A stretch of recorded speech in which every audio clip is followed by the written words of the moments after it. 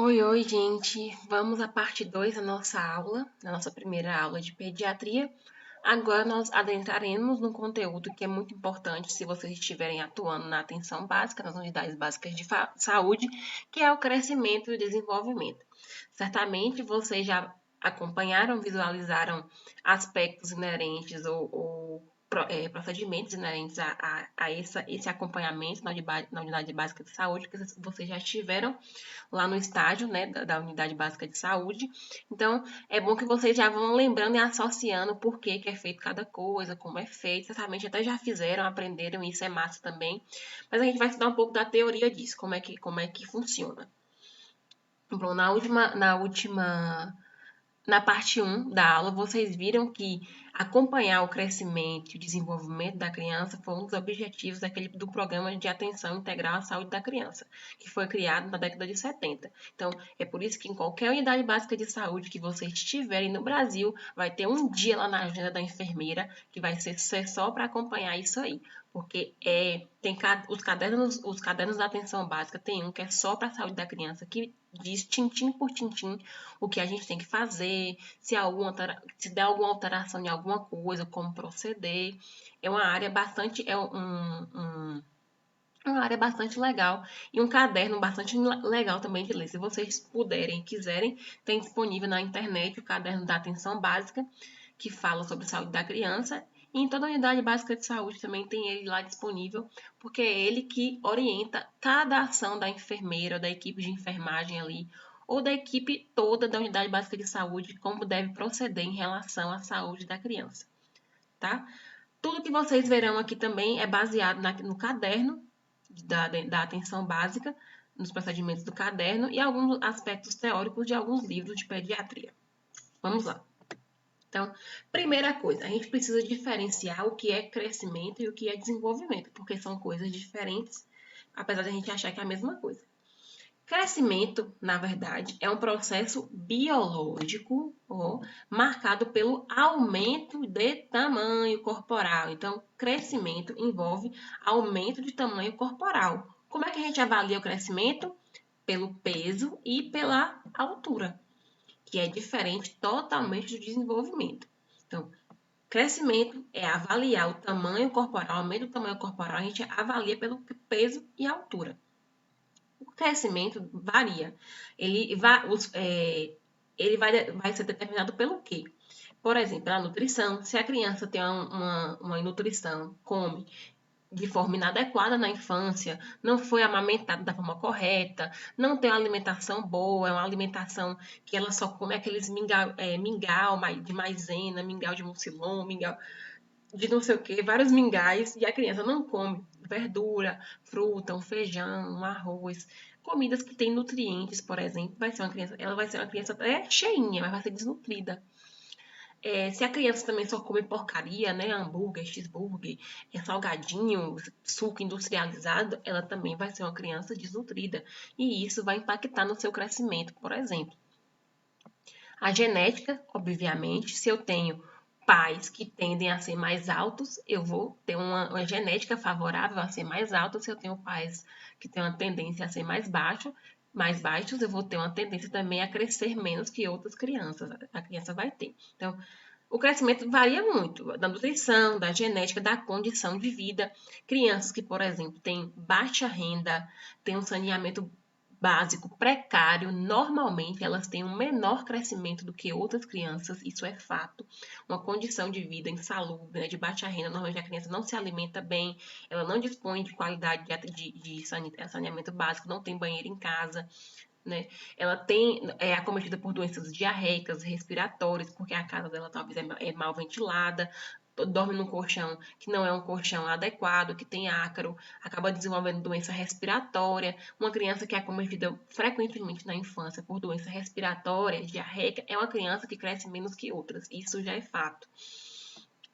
A alimentação da criança, então já falei, né? Uma criança que amamentou durante os 6 meses de vida, os primeiros 6 meses de modo exclusivo, ela cresce de uma forma diferente que outra criança, que começou a beber leite de gado, por exemplo, na infância.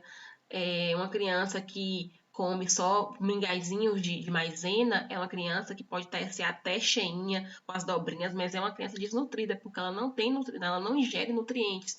E isso também determina o seu crescimento. Uma criança que vive em condições de baixo cuidado de higiene, né? Tem doenças respiratórias, doença diarreica, doença parasitária, ela cresce menos que outras crianças.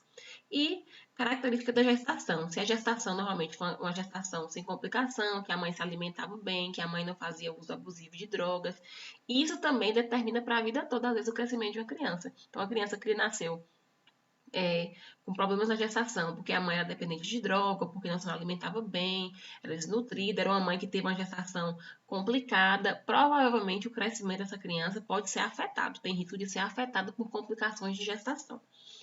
Já desenvolver é uma coisa diferente. O desenvolvimento é um conceito mais amplo, está relacionado ao aprender, a ter maturidade social, mental, afetiva. Então, vocês já percebam aí que tem gente que cresceu, mas não desenvolveu até hoje, né? O desenvolvimento é uma coisa além. Que envolve isso, aprender algumas coisas, ter maturidade social, de convivência, aprender regras, ter maturidade mental, emocional para suportar algumas coisas, ter maturidade afetiva. O desenvolver passa por isso. Obviamente, nós chegamos a certos pontos da nossa vida que a gente desenvolve melhores essas habilidades do que outras, mas de forma geral, né, sem brincadeiras, as crianças elas precisam aprender alguns pontos básicos desses elementos aqui para serem consideradas crianças desenvolvidas. Quando tem algum atraso do desenvolvimento, a gente percebe o quanto essa criança tem dificuldades para ir para a escola, para se relacionar na escola, para aprender conteúdos, né, para se relacionar com outras crianças. Então, é importante esses dois aqui andarem juntos. E quando a enfermeira lá faz a consulta de CD, de crescimento e desenvolvimento, ela avalia essas duas coisinhas aqui, o crescer da criança e o desenvolver dela, como é que tá. O desenvolver depende de alguns aspectos, depende também da estrutura biológica da criança, né? Do meio ambiente, como, por exemplo, como assim, prof, estrutura biológica? Uma criança que nasceu com microcefalia, ela é uma criança que vai ter um desenvolvimento abaixo ou atrasado em relação a muitas outras crianças. Vai ter problemas sérios de desenvolvimento. Uma criança com macrocefalia também. Então, é uma coisa biológica, veja só, mas que determina no desenvolvimento da criança. Uma criança que nasceu, por exemplo, num parto complicado e que lá no parto ela ficou muito tempo sem oxigênio. Essa criança vai ser afetada no desenvolvimento dela. Então, algumas características biológicas determinam sim o desenvolvimento. Uma criança que já nasceu com retardo mental, uma criança já nasceu com epilepsia, então teve muitas crises aí de epilepsia e isso atrasou o desenvolvimento dela. Algumas características biológicas determinam o desenvolvimento, sim. O meio ambiente, como por exemplo, a criança que vive num contexto familiar de pobreza, de que os pais às vezes não têm um estudo, uma criança que vive em condições de miséria, de abandono, é uma criança também que tem alguns problemas de desenvolvimento em relação às outras crianças. Vocês vão ver isso mais pra frente. Que tem violência, né? Uma criança que vive em situação de violência familiar, de abuso sexual, ela vai ter um atraso de desenvolvimento em relação a outras crianças. Então, são coisas diferentes aí e afetadas por várias coisas. Como é que a gente avalia o crescimento? Bom, a gente avalia fazendo 3 coisas. Primeiro, medindo, coletando as medidas. Peso, altura, o perímetro cefálico, perímetro abdominal, torácico, que a gente vai ver lá cada um, né? E segundo, aí normalmente vocês já viram a caderneta de vacina de alguma criança, seja filho de vocês, primo, amiguinho, o que for. E essa caderneta tem essas tabelinhas aqui, ó, que são diferentes para a menina, é de um jeito, para a menina é de outro, porque as meninas crescem num padrão diferente que os meninos. E aí a gente mede essas coisinhas, mas só isso, só medir, eu avaliar, não, eu tenho que medir e raciocinar, né? Então, a carteira de vacina já facilita isso. Eu vou coletar essas medidas, relacionar com o sexo, a idade e outras variáveis. Por exemplo, aqui eu tenho uma folhinha da caderneta de vacina que está pedindo para eu medir a a altura. Então, eu meço lá a altura da criança e aí eu vou marcar aqui de acordo tá relacionando o quê? A altura à idade. Então, eu vou marcar na folhinha que diz respeito a 5 a 10 anos. Se a criança tiver 2 anos, não é nessa folhinha que eu vou marcar. Então, eu tenho que ter esse discernimento. Não é só medir, eu tenho que medir e avaliar da forma correta. E essa tabelinha já me ajuda. Então, de 5 a 10 anos, se a criança tiver 6 anos, é nessa folhinha aqui que eu vou marcar. Eu medi lá e, digamos, a criança tem 115 centímetros de altura. Marquei aqui um pontinho, normalmente na caderneta. Aí, eu ainda vou verificar se está dentro do limite. É assim que eu avalio o crescimento. Eu não é só medir. Eu tenho que medir, relacionar e sair com um diagnóstico, um raciocínio. Porque senão eu não estou avaliando nada, eu só estou medindo. Medindo qualquer um mede. Então, a enfermeira vai lá, marca um pontinho na caderneta e aí a gente relaciona. Tá dentro do normal? Tá fora do normal? Tá crescendo abaixo do que poderia crescer? Tá crescendo a mais do que poderia crescer? E isso pode determinar algumas coisas. Então, por exemplo, se a enfermeira mediu lá essa criança de 5 anos de idade e viu que a criança marcou aqui, ó, 97 centímetros. Essa linha aqui de baixo tem uma legendazinha, sempre nessas folhinhas aqui tem uma legenda, indica que a criança está crescendo abaixo do que é esperado para ela. Então, ela vai medir outras 2, 3 vezes aí ao longo das consultas de CD e se a criança continuar crescendo abaixo dessa linhazinha, a enfermeira tem que investigar o que está acontecendo. Essa criança está comendo direito? Será? Ela tem acesso à comida? Será que ela está vivendo uma situação precária? Será que os pais dela vivem em situação de violência? Como é que é a vida dela? Aí vai lá, faz uma visita domiciliar, porque é na casa quando a gente vai que a gente vê os problemas. E aí encontra alguma dificuldade, por exemplo, que a mãe só dá para a criança mingau de maisena. O tempo todo não tem feijão, não tem arroz dentro de casa, a mãe é desempregada, só tem o Bolsa Família, não tem como alimentar bem essa criança está desnutrida, ela não está crescendo porque ela está desnutrida. Então, quando a gente avalia crescimento, não é só medir e marcar o pontinho, não, a gente tem que avaliar essa criança. Se der alguma alteração, a gente tem que ir lá e fazer uma ação, porque senão fica só uma medida que qualquer um pode tomar. Por isso que é importante CD, que CD diz muita coisa, né? Teve uma vez que eu estava no meu estágio de atenção básica e no dia eu fiquei bem responsável pelo CD. E aí a gente percebeu que uma criancinha chegou lá com 7 anos de idade, um menino. E aí a gente mediu, fez tudo, a criança estava abaixo do peso. A gente colocou aqui no gráfico, viu que ela estava abaixo do tamanho dela. E aí a gente foi investigar o que estava acontecendo com a mãe. E a mãe explicou. A mãe falou que ela vivia com um marido, que ela padrasto dessa criança, era dependente, ela trabalhava de doméstica, deixava essa criança com um padrasto que não gostava da criança, batia na criança, violentava a mãe na frente da criança, não deixava a criança comer da comida que ele comprava, a mãe tinha que dar escondido, então a criança passava fome dentro de casa, tendo comida, porque o padrasto não dava. A mãe, como não tinha para onde morar, não tinha onde morar porque a casa era do padrasto, tinha que ficar lá, e ele também ameaçava ela o tempo todo de matar ela e a criança. Então ela vivia refém dessa situação, vendo a criança sofrer sem conseguir ter para onde correr, saber o que fazer. E essa criança estava lá, ó. Se a gente deixar, só marcasse o pontinho lá que ela estava abaixo do peso e deixasse ela ir embora, a gente nunca descobriria o contexto em que ela vivia. A gente foi fazer uma visita, a gente acionou o conselho tutelar, a gente correu atrás do serviço social para ver o que a gente podia fazer, de tirar ela da casa dela e botar numa casa de amparo. Então, tudo isso a gente só fez por uma coisinha simples, que foi medir a criança e ver o que estava acontecendo, por que ela estava abaixo do peso. Então, avaliar o crescimento é muito importante. Quando a gente mede lá e marca nesse gráfico, esse gráfico diz muita coisa pra gente. E a gente não pode deixar o resultado só ficar nesse pontinho marcado, não. A gente tem que investigar o que está acontecendo, perguntando e fazendo uma visita domiciliar, ver lá o que está acontecendo, perguntar a vizinho, perguntar a gente de saúde o que está acontecendo, porque isso diz muito sobre como está sendo a saúde dessa criança. Então, a gente faz 3 coisas. Coletei a medida, marquei no gráfico, certo? No gráfico correto. Então, se é menina, vou marcar no gráfico da menina. Se é menino, vou marcar no gráfico do menino. Na idade certa, porque tem as várias folhinhas lá. Vocês vão ver que tem, na caderneta, tem folhinhas de 0 a 2 anos. De 2 anos a 5 anos. De 5 anos a 10 anos. Então, tem certinho para você marcar no lugar certo, para você avaliar se essa criança está crescendo dentro do normal. E tem as legendas lá também para isso aqui. Então, se a criança está crescendo dentro desses parâmetros aqui, ó, dessa linhazinha vermelha, entre as duas vermelhas, está normal. Se ela tá aqui abaixo dessa vermelha, ó, já fala. Ela tá abaixo do que é esperado para ela crescer. É um sinal de alerta. Se tiver abaixo da preta, gente, a criança tá muito abaixo do que deveria acontecer. Tem alguma coisa errada. Aqui é a mesma coisa. Aqui a criança está crescendo acima do que é esperado para ela. Precisa investigar.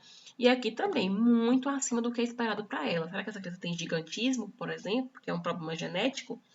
Então, esses gráficos são muito importantes para a gente avaliar a saúde de uma criança nesse aspecto do crescimento. Vamos lá. Então, esse slide, na verdade, deveria estar anteriormente.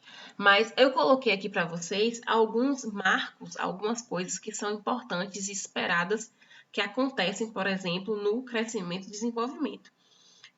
A gente não precisa vocês decorarem isso, que a gente já tem uma noção, mais ou menos, mas é só para vocês entenderem que certas fases da vida tem marcos importantes para a gente avaliar um crescimento e o desenvolvimento de uma criança. Como é que eu sei que a criança está desenvolvendo da forma correta?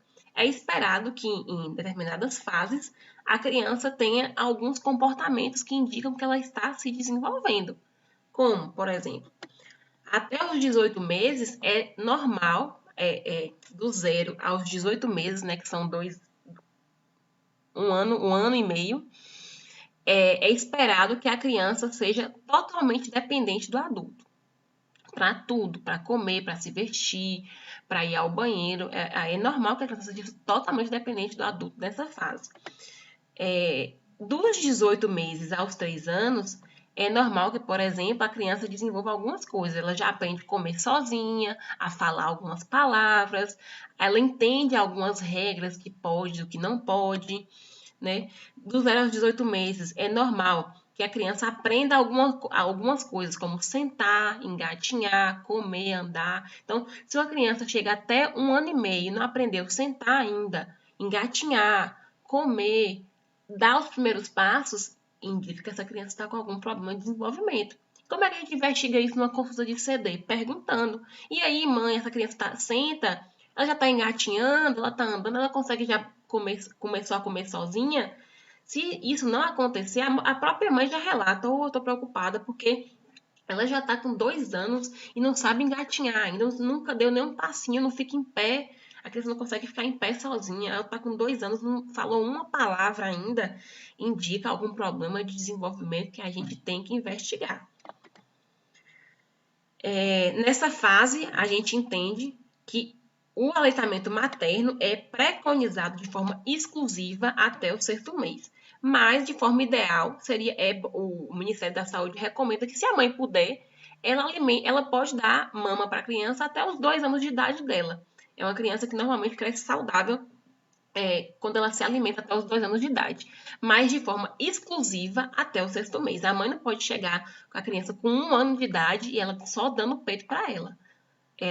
A partir do 6º mês de idade, a criança precisa comer outras coisinhas aí que a gente vai estudar um pouquinho melhor sobre a alimentação também. Mas até o 6º mês é só aleitamento materno exclusivo, sem água, sem chá, sem nada. Não precisa mais do que o leite da criança, da mãe. O que é normal também com 18 meses, dos 18 meses aos 3 anos? A criança ser egocêntrica.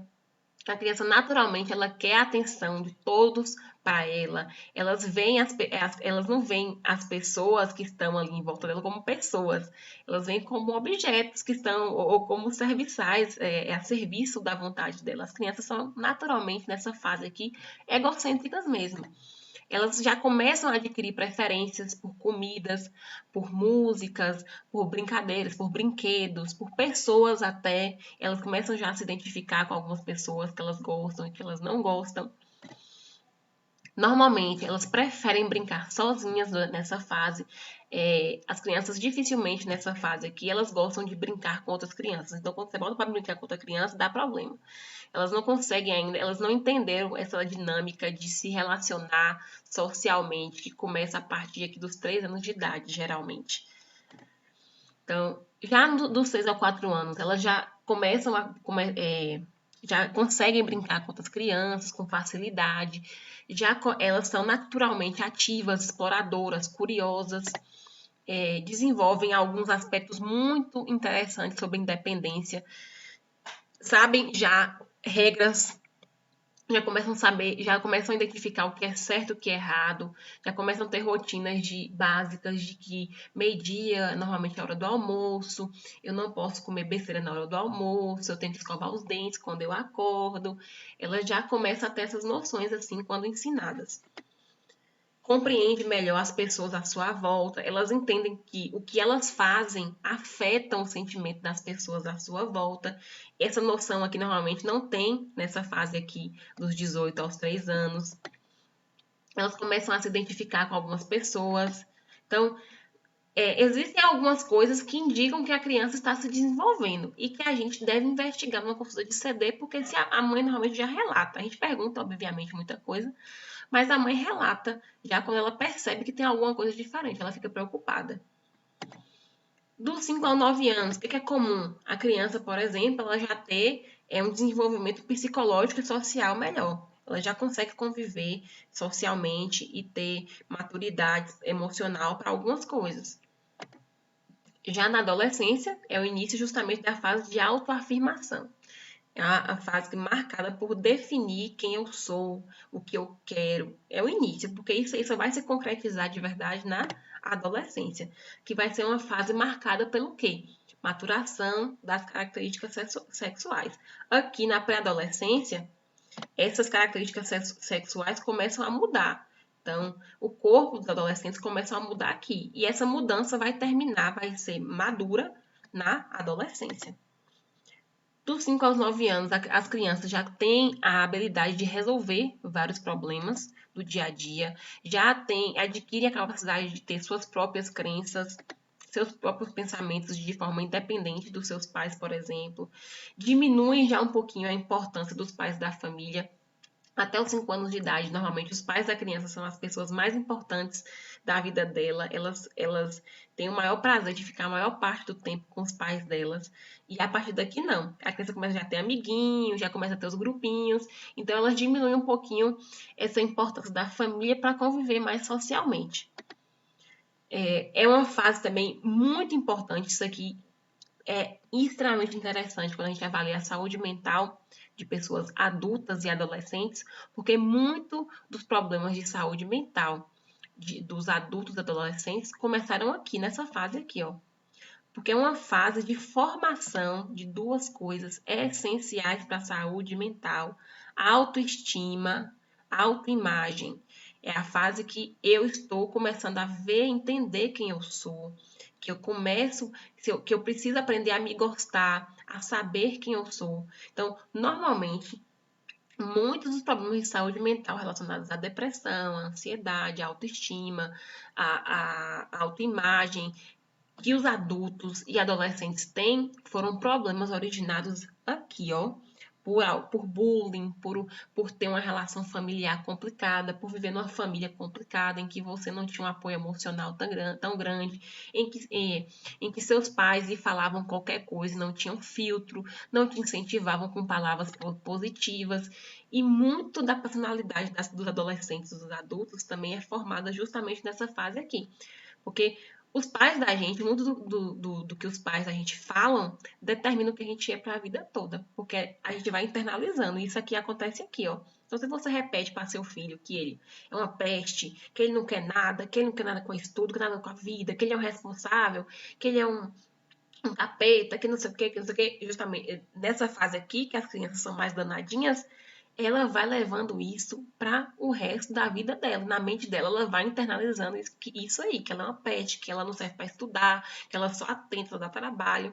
Então, ela já começa a ter problemas de autoestima desde a fase da infância. Então, essa é uma fase que a gente tem que ter muito cuidado com o que a gente diz para a criança, essa fase aqui, ó, porque o que ela internaliza aqui pode determinar a vida toda dela como ser humano. Na pré-adolescência também começam, né, as expectativas do ser aceito, justamente relacionado com isso aqui, ó. Se eu tenho problemas de autoestima, eu vou ter problemas com isso aqui também, se eu não for aceito.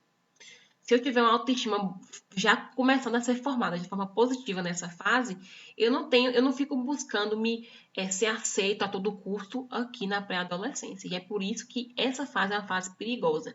E a criança, a depender do que ela formou aqui ou nessa fase aqui, ela começa a ter comportamentos de risco nessa fase aqui, justamente para ser melhor aceita pelo grupo.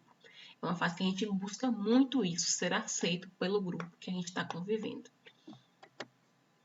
É o início da puberdade, né? Da sexualidade, das características sexuais que vão lá terminar aqui, ó, na adolescência, se maturar na adolescência.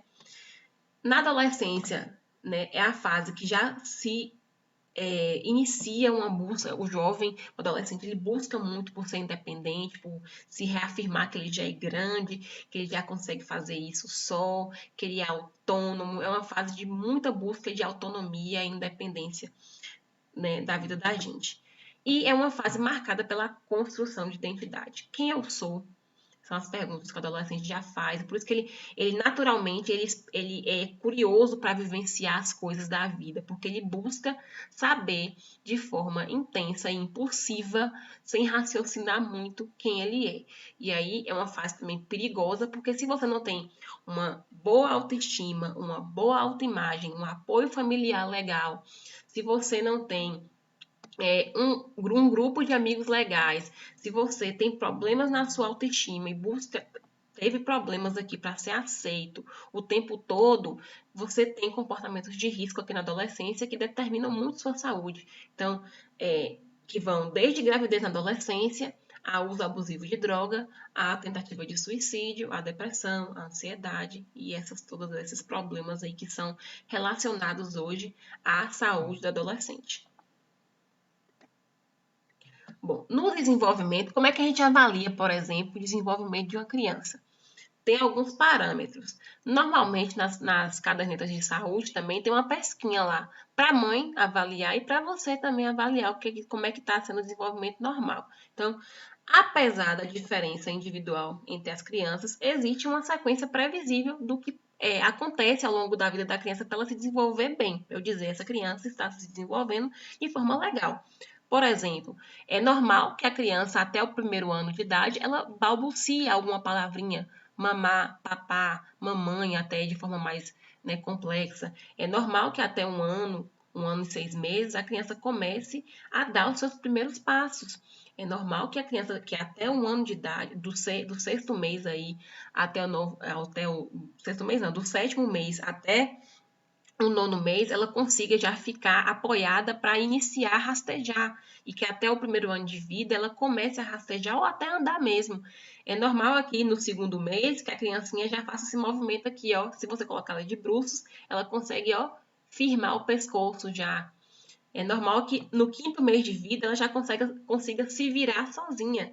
Então, a gente, vocês aí que já são mães ou que conhecem mais crianças, já sabem que tem algumas coisas que naturalmente a gente sabe que é normal acontecer e quando não acontece a gente sabe que tem alguma coisa de errada.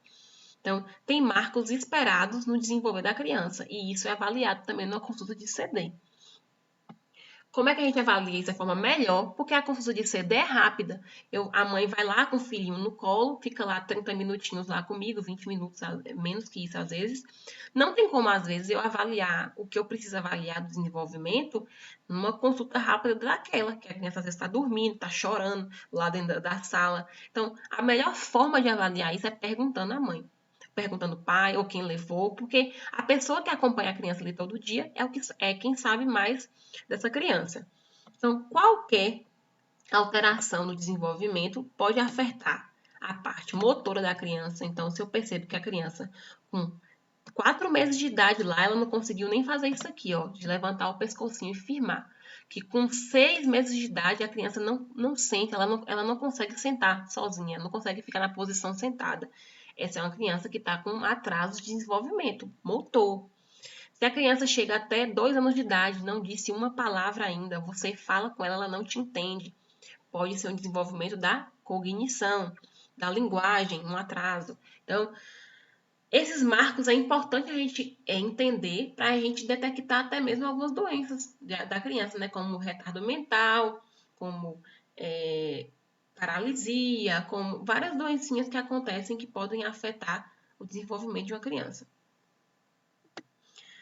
Bom, professora, mas você falou aí do crescimento e desenvolvimento. Quantas são as consultas lá que a criança tem que fazer? Existe uma quantidade mínima. O Ministério da Saúde, ele recomenda que para a criança seja integralmente, para que a unidade básica de saúde tenha acompanhado essa criança de forma efetiva, a criança tem que fazer pelo menos ao longo da vida esses atendimentos aqui, ó. Então, 7, 9, 10, 11 e 12. Então, ao longo normalmente a gente faz CD do primeiro ano ao quinto ano de vida da criança, né? Aquela consulta que a criança vai, mede, conversa com a enfermeira, pesa, a enfermeira conversa um pouco com o enfermeiro, né? Conversa um pouquinho com a mãe. A gente normalmente faz até o quinto ano de idade. Quantas consultas devem acontecer durante esses 5 anos? 12 consultas. Então, ao longo da vida da criança, normalmente tem um calendário. Quando você, por exemplo, digamos que a criança vai lá, até o primeiro ano é uma consulta por mês, tá vendo? É recomendado. Então, por exemplo, a mãe foi lá no segundo mês de vida da criança. Você vai ver que no fundo da caderneta a enfermeira já vai agendar a próxima vez que a criança tem que vir com a mãe. Que até o primeiro ano é de mês em mês. Então, até o primeiro ano, a criança deve fazer a consulta de CD de mês em mês. E quando nasceu, ela deve fazer até os 15 dias de nascimento. A criança nasceu, a primeira consulta tem que ser feita de CD até os primeiros 15 dias de nascimento. Então, normalmente, assim, a mãe que faz o pré-natal, a enfermeira já orienta. O último pré-natal lá que a mãe faz, na última semana ela já perde de parir, a enfermeira fala, ó, nasceu, nos primeiros 15 dias você traz aqui, ou então a gente vai lá fazer uma visita em sua casa, porque a primeira consulta de CD tem que acontecer até os primeiros 15 dias de vida. Isso aí é um marcador, é um indicador de qualidade da atenção básica que o Ministério da Saúde a monitora. Então, para dizer que a unidade básica de saúde está tendo um bom acompanhamento da saúde da criança, por exemplo, todas as crianças que nascem até os 15 dias de vida têm que realizar a primeira consulta de CD. Então, e até os 12 meses de vida tem que ser uma por mês. Depois, a criança vai fazer com 18 meses uma outra consulta, depois com 24 meses uma outra consulta, vai ser de ano em ano. A partir do terceiro mês vai ser de ano em ano a consulta, até o quinto ano. Então, o mínimo, no total, 12 consultas de CD a criança tem que fazer ao longo da vida para indicar que aquela unidade básica de saúde da família está trabalhando de forma legal para proteger a saúde da criança. Aqui tem outra tabelinha de marcos de desenvolvimento. Vocês já viram lá com Nayara que quando a criança nasce, a gente tem alguns reflexos, alguns testes de reflexo que a gente faz para ver se a criança está normal, se ela nasceu com todos os reflexos que são normais, esperados para que a criança nasça, tenha ao nascer. E esses reflexos continuam por alguns meses, alguns deles. Varia muito de reflexo para reflexo. Alguns até 6 meses de idade a criança tem, como por exemplo o de marcha, o reflexo de marcha, o reflexo de sucção. Uma criança que não tem reflexo de sucção, por exemplo, é uma criança potencial que está com algum problema de desenvolvimento que a gente pode identificar desde o início. Uma criança que tem reflexo não tem reflexo de marcha, o de Babinski lá que a gente passa o dedinho assim no pé na criança, ela faz os dedinhos assim para trás. Então, quando o de pressão, né, que a gente bota o dedinho assim e a criança segura de forma firme esse dedinho. Esses reflexos primitivos que a gente testa quando a criança nasce são essenciais também para a gente identificar se essa criança vai ter algum problema de desenvolvimento. Porque se ela nascer com vários reflexos desses que a gente testar e não for positivo o reflexo, indica que essa criança tem algum problema. Então, algumas doenças, por exemplo, já fazem com que a criança tenha algum problema de reflexo, como retardo mental, como síndrome de Down, como microcefalia, macrocefalia. Quando a gente testa todos aqueles reflexos que Nayara já falou para vocês, por exemplo, a criança tem alteração nesses reflexos. Por isso que a gente, quando nasce, a gente tem que testar logo. E vocês vão ver que na primeira consulta de CD, que tem que ser feita até os 15 dias, a enfermeira vai testar também, para ver se todos esses reflexos estão positivos, porque eles ficam pelos 2, 3, até 6 meses, alguns reflexos desses ficam positivos na criança, é esperado. Então, aqui tem uma tabelinha que mostra, né, o que é esperado que aconteça em cada mês. A gente não precisa decorar. Uma coisa ou outra a gente acaba sabendo do dia a dia da gente. É importante saber que a gente saiba, por exemplo, que de 2 a 3 meses a criança já consegue ficar firme, né, com o pescocinho. Ele já começa a tentar pegar objetos que estão ao seu alcance. Com 4 a 6 meses, é normal que a criança já consiga erguer o pescoço, se virar sozinha, manter a cabecinha erguida. É esperado que de 7 até 9 meses ela consiga sentar sem ajuda, já comece a engatinhar, dos 10 aos 12 meses, que ela já consiga ficar em pé, sozinha ou apoiada em objetos, já comece a dar seus primeiros passos. São coisas importantes para a gente acompanhar o desenvolvimento da criança. Então, o que pode, por exemplo, explicar alguns atrasos no desenvolvimento, algumas coisinhas importantes que eu listei aqui para vocês, como, por exemplo, uma mãe que teve, isso aqui são coisas principalmente na gestação, tá? A gente está falando de coisas durante a gestação que podem atrapalhar o desenvolvimento, mas como eu mostrei no primeiro slide, tem coisas também que ao longo da vida da criança podem atrapalhar o desenvolvimento dela.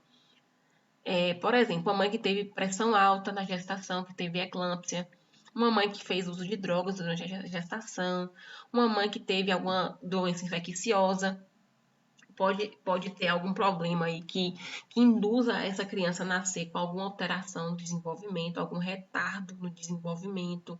Se a criança, por exemplo, ela precisou ficar quando nasceu no berçário ou UTI, porque nasceu de baixo peso, porque nasceu com icterícia muito grave, porque nasceu com algum problema respiratório, nasceu prematura, isso pode indicar que a criança tem alguns atrasos no desenvolvimento esperados dela. Problema na saúde logo após que nasceu. A criança nasceu, por exemplo, e teve um sopro no coração, foi identificado. Então, é comum que essa criança tenha, ao longo dos meses, um atrasozinho naqueles marcos que a gente falou anteriormente. É esperado que ela atrase para desenvolver esses marcos em relação a outras crianças. Se a criança não chorou quando nasceu, se ela não apresentou aqueles reflexos lá que vocês viram com Nayara, se o parto teve uma duração muito longa, né? Se a mãe lá, na hora do parto, ela passou de 42 semanas e a mãe começou a apresentar aqueles sinais que vocês viram que indicam sofrimento fetal, como a diminuição dos batimentos da criança, o mecônio, né, que a mãe libera, que indica um sinal de sofrimento fetal. Então, um parto prolongado, um parto que a mãe demorou, passou do tempo de nascer, pode fazer com que a criança tenha atrasos no seu desenvolvimento, que podem ser compensados ao longo da vida. Aqui também tem uma tabelinha que vocês não vão conseguir ler sobre esses marcos de desenvolvimento. Vocês podem achar ela melhor na internet e algumas cadernetas de saúde tem também essas tabelinhas aí. Deixa eu beber um pouquinho de água.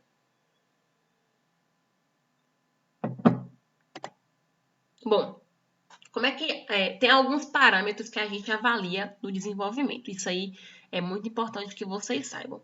Por exemplo, até os 2 anos de idade, a gente tem que avaliar coisas diferentes de crianças que passaram os 2 anos. Então, até os 2 anos de idade, a criança que chegou lá no PSF ou foi admitida no hospital por alguma internação, a gente vai avaliar o quê? Perímetro cefálico versus idade. Vai ter uma tabelinha lá na folhinha da caderneta de saúde que a gente vai avaliar o perímetro cefálico e relacionar a idade, a altura da criança versus idade e o peso versus idade. Então, todas as vezes que a criança for na consulta de CD, vai avaliar essas 3 coisas aqui, se ela tiver até 2 anos de idade. Passou dos 2 anos, eu não avalio mais o perímetro cefálico, eu vou avaliar só peso e altura, certo? Outra coisa importante, balança. Como é que eu vou avaliar o peso dessa criança? Se a criança tiver até 16 quilos, a gente avalia nessa balança aqui, a horizontal. Então, se a criança passou dos 16 quilos, a gente tem que avaliar nessa vertical. Então, Até 16 quilos eu consigo tranquilamente avaliar nessa daqui. Normalmente é uma criança aí que tem um ano e alguns meses, a gente consegue avaliar nessa daqui, a depender da criança. Passou dos 16, ó, balança vertical para avaliar, certo? Perímetro cefálico. Como é? A gente vai fazer isso no momento prático, mas eu creio que alguns de vocês já tenham feito ou visto fazer. A gente avalia o perímetro cefálico, ó, colocando a fita métrica aqui, ó, logo acima da sobrancelha da criança, aqui no osso temporal aqui do crânio. Então, logo acima da sobrancelha, eu vou posicionar a fita métrica para medir o perímetro cefálico dessa criança. Eu só vou medir, isso aqui é importante, até 2 anos. Passou de 2 anos, eu não vou ficar medindo perímetro cefálico, não. Então, como é que eu vou medir? Posicionando a fita, partindo aqui da borda, ó, supraorbitária, é o nome chique para falar que essa parte aqui é acima do olho, acima da sobrancelha, do osso frontal, né, até aqui ó, o ossinho occipital. Então, eu vou medir essa criança, o perímetro cefálico dela e anotar na caderneta e ver se está normal dentro daquele gráfico que eu mostrei para vocês. A altura eu vou medir se a criança tiver até 2 anos nessa reguinha aqui, ó, essa reguinha horizontal. Então, toda a unidade básica de saúde ou hospital, porque o RN vai ter que ser medido nessa daqui, vai ter uma reguinha dessa. Até 2 anos, vou medir a criancinha nessa reguinha aqui horizontal. A criança tem que estar bem esticadinha, ó. Tá vendo como é que a enfermeira tá segurando aqui? Eu vou ter que esticar, normalmente a criança, né, recém-nascida, ela tende a deixar os pezinhos para cima, encolhidos, para ficar na posição fetal. A gente tem que esticar, posicionar a cabecinha para cima da criança, deixa ela esticar as perninhas dela para que fique a medida certinha da altura dela. Maior que 2 anos, eu já posso tranquilamente medir nessa balança, na régua de parede ou aquela régua que vem já junto na balança normalmente. Então, não, a de balança não dá para medir a criança de 2 anos, não, porque ela é muito pequena. Então, tem que ser uma régua de parede mesmo. Então, eu vou medir a criança a partir dos 2 anos nessa régua vertical ou de parede. E a medida tem que ser a mesma coisa da medida de um adulto. A criança tem que estar de costa para a régua, sem sapato, bem esticadinha. A cabeça tem que estar olhando para frente, ó, para o infinito, olhar para o infinito, para que essa medida possa ser fidedigna. Ó, a mãozinha do ladinho do corpo, para que a gente possa ter a medida mais fidedigna possível. A criança não pode estar segurando na parede, nada, tá? Bom, como é que eu vou medir a altura na régua horizontal? Como eu falei para vocês, a criança tem que estar ereta, certo? Esticadinha. Os joelhos, ó, tem que ficar juntos e esticados. Os pés tem que estar rente à superfície aqui, ó, de baixo. Essa parte aqui, ó, dessa reguinha, para quem já viu ou não viu, ela é móvel. Então, eu vou pegar essa partezinha aqui, eu vou descendo ela até a medida aqui que vai especificar quanto é que essa criança mede. Aqui estão as medidas aqui, ó, normalmente os numerozinhos estão aqui. Na régua vertical, eu vou manter a criança de cabeça ereta, a cabeça, né, a postura da criança, vou retirar calçado, a criança tem que estar de costa para a régua, isso também vale para adulto, tá? E manter a cabeça, ó, alinhada com o chão, não vai ficar olhando para baixo, não, tem que estar retinha. Bom, quando eu faço a consulta lá de crescimento, desenvolvimento da criança, a gente também faz, a gente não só mede as coisas, a gente também tem que fazer o exame físico da criança. Preferencialmente, quando a criança é menor de 6 meses, a gente examina essa criança na maca. Porque a gente vai testar os reflexos, a gente vai ter que tirar a roupa dela, né? Deixar ela só de fralda para fazer essa avaliação. Então, preferencialmente, tem que fazer na maca. Na criança de 6 meses a 5 anos, é aquela criança que já é mais difícil, já reconhece um jaleco branco, chora, é resistente. Então, ou eu tenho que examinar o máximo possível do que eu conseguir essa criança aqui com essa de 6 a 5 anos no colo da mãe. Então, você vai avaliar o coraçãozinho, vou avaliar o abdômen, pegar lá se tá flácido, vou avaliar como é que tá as perninhas, toda a avaliação que a gente faz, né? Cefalopodálica, o máximo que eu puder eu faço no colo da mãe, para evitar o estresse dessa criança, que ela vai ficar estressada já. Vou tirar a roupa dela. deixa ela só de fralda, pesando uma balança, com aquele jaleco branco, que normalmente eles já associam a vacina furada, a criança vai ficar chorando. Então, o máximo que eu puder nessa faixa etária aqui, no colo da mãe. E o que eu não der para eu avaliar no colo da mãe, como a altura, por exemplo, se a criança tem até 2 anos, eu vou precisar botar ela deitadinha lá na maca, naquela régua horizontal, para medir ela. Então, eu vou precisar levar ela para a maca. Então, o máximo que eu puder, eu já adianto logo no colo da mãe.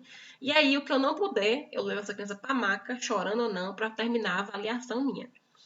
E os maiores que 5 anos, que são aquelas crianças que são mais, até maior que 3, 4 anos, elas já entendem mais. A gente conversa, brinca, né? E bota ela na maca para a gente avaliar também. Todinho, tem que avaliar tudo. Criança, a gente avalia tudo, tudo, tudo. Para fazer a nossa evolução. Aqui tem algumas diquinhas para a gente fazer o nosso exame de forma menos estressante possível para a gente e para a criança. Por exemplo, é bom a gente começar já o exame contando frequência respiratória e cardíaca. Porque normalmente, quando a gente termina de fazer essas duas coisas aqui, vai começando a mexer demais na criança, ela começa a chorar. E se ela começar a chorar e a gente for medir essas duas coisinhas aqui depois, vai estar, esses sinais aqui vão estar alterados. Então, comece logo. As primeiras duas coisas que você vai medir é frequência respiratória e cardíaca na criança. Criança, gente, a gente sempre tem que avaliar a frequência respiratória, porque é um parâmetro muito importante para a doença respiratória em criança.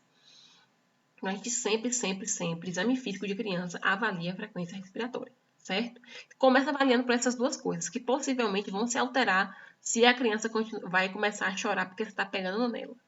Segundo, deixar para avaliar aquela parte que está doendo por último. Se a mãe chegou falando, olha, ele está com cólica abdominal, já tem uns dias, está com só pegando a barriga que dói. Então, você avalia todas as outras partes primeiro, para depois pegar na barriguinha da criança. Porque senão, também, desde do início do exame, a criança já vai estar chorando.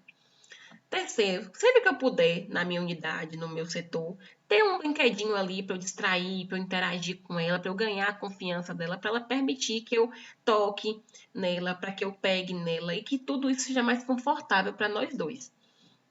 Fazer o exame físico, ó, cefalopodálico, começo da cabecinha e vai até a unha do pé. Então, eu vou avaliar as moleiras que a gente fala, né? As fontanelas lambidoide, bregmática, vou palpar essas fontanelas aí que vão fechar normalmente, né? A lambidoide vai fechar, a lambidoide vai se fechar normalmente com 3 meses de idade, que é a que fica aqui atrás, que é um triângulozinho, e a que fica aqui na frente, que é como se fosse um hexágono, eu acho. É um quadradozinho invertido, que eu não sei, losango. É um losango. A pragmática que fica aqui em cima, que é um losango, vai se fechar, vai demorar vai começar a se fechar com 6 meses de idade. Então, a gente já começa avaliando lá as fontanelas, as mucosas, avalia, abre a boca para avaliar se está nascendo dentinho, se tem alguma alteração na gengiva da criança, o pescoço, o tórax. É na ordem corretinha que vocês aprenderam, da cabeça até o pé. Vou avaliar também reflexo, o que eu puder de avaliar de reflexo no colo da mãe, de sucção, de Babinski, de pressão, se a criança está chorando, né? E o que eu não puder avaliar na maca, como, por exemplo, reflexo de Moro, que é aquele que a gente bota a criancinha, que a gente precisa jogar, abrir os braços dela e fazer um leve sustinho para ela fazer esse movimento aqui. Ou reflexo, por exemplo, de marcha, que também eu tenho que fazer na maca. Gente, se vocês não sabem quais são esses reflexos, se Nayara não falou, vocês comentem aí, ou então falem lá no grupo, para eu falar um momento para vocês só desses reflexos aí que a gente avalia. E para avaliar as medidas antropométricas de peso, altura, tal, tem uma ordenzinha também. Eu vou começar normalmente pela altura, vou para o perímetro cefálico e, por último, vou medir o peso. Por que, por último, medir o peso? Porque para medir o peso da criança, naquela balança lá horizontal, eu vou precisar tirar toda a roupa dela, deixar ela falando de fralda. Então, deixa o que você puder invadir menos a criança, faz primeiro. E aí, quando você tirar toda a roupa lá do exame dela, terminou todo o exame físico, você vai lá e mede o peso já traz de volta para vestir, para ela ficar aquecidinha, confortável no colinho da mãe dela. Então você pode contar com a ajuda da mãe. Você chama a mãe dela para tirar a roupa dela, porque a criança fica mais confortável muitas vezes se a mãe estiver por perto, tá? Então, é isso nossa primeira aula de pediatria. Eu espero que vocês tenham gostado inicialmente desse conteúdo. Qualquer dúvida, eu estou disponível lá no grupo para que vocês tirem essas dúvidas. Normalmente, essa parte da aula também tem uma atividade que eu faço, mas é necessário que a gente saia da quarentena para fazer essa atividade, porque vocês vão precisar ter contato com crianças e eu ter contato com vocês para fazer a correção, para a gente construir junto. Então, assim que a gente retornar à quarentena, a gente vai fazer essa atividadezinha para vocês entenderem na prática como manusear a caderneta de saúde da criança, certo? Beijo, fiquem bem e até logo.